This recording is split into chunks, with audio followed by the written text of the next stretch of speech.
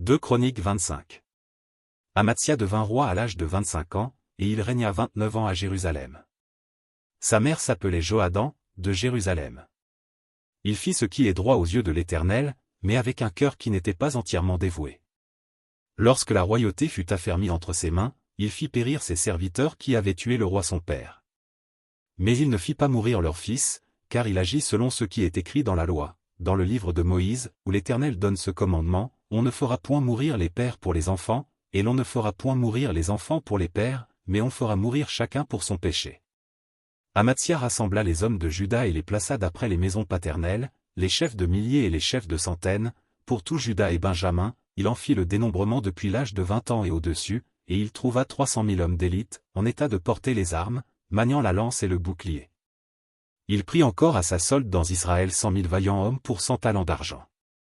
Un homme de Dieu vint auprès de lui, et dit, Ô roi, qu'une armée d'Israël ne marche point avec toi, car l'Éternel n'est pas avec Israël, avec tous ses fils d'Éphraïm. Si tu vas avec eux, quand même tu ferais au combat des actes de vaillance, Dieu te fera tomber devant l'ennemi, car Dieu a le pouvoir d'aider et de faire tomber. Amatsia dit à l'homme de Dieu, Et comment agir à l'égard des 100 talents que j'ai donnés à la troupe d'Israël? L'homme de Dieu répondit, L'Éternel peut te donner bien plus que cela. Alors Amatsia sépara la troupe qui lui était venue d'Éphraïm, afin que ces gens retournassent chez eux. Mais ils furent très irrités contre Juda, et ils s'en allèrent chez eux avec une ardente colère. Amatsia prit courage, et conduisit son peuple. Il alla dans la vallée du sel, et il battit 10 000 hommes des fils de Séhir. Et les fils de Juda en saisirent 10 000 vivants, qu'ils menèrent au sommet d'un rocher, d'où ils les précipitèrent, et tous furent écrasés. Cependant, les gens de la troupe qu'Amatsia avait renvoyés pour qu'ils n'allassent pas à la guerre avec lui firent une invasion dans les villes de Juda depuis Samarie jusqu'à Beth-Horon, y tuèrent 3000 personnes, et enlevèrent de nombreuses dépouilles.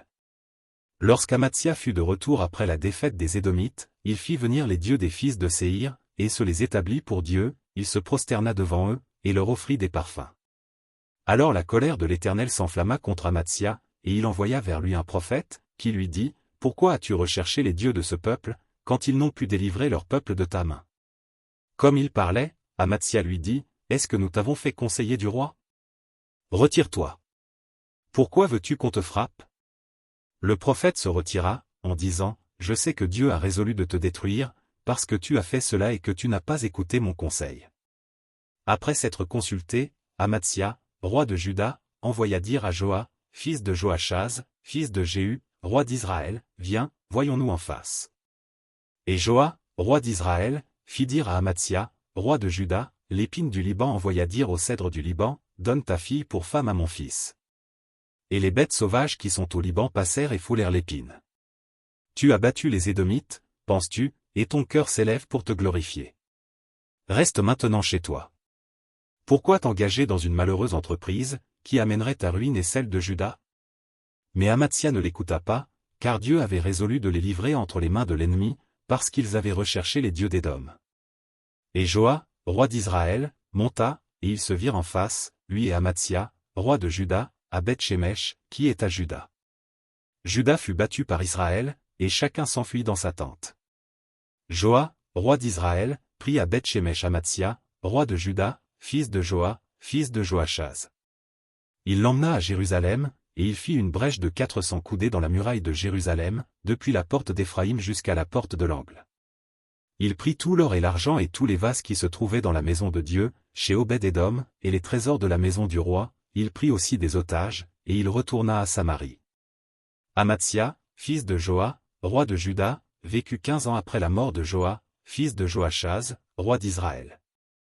Le reste des actions d'Amatsia, les premières et les dernières, cela n'est-il pas écrit dans le livre des rois de Juda et d'Israël?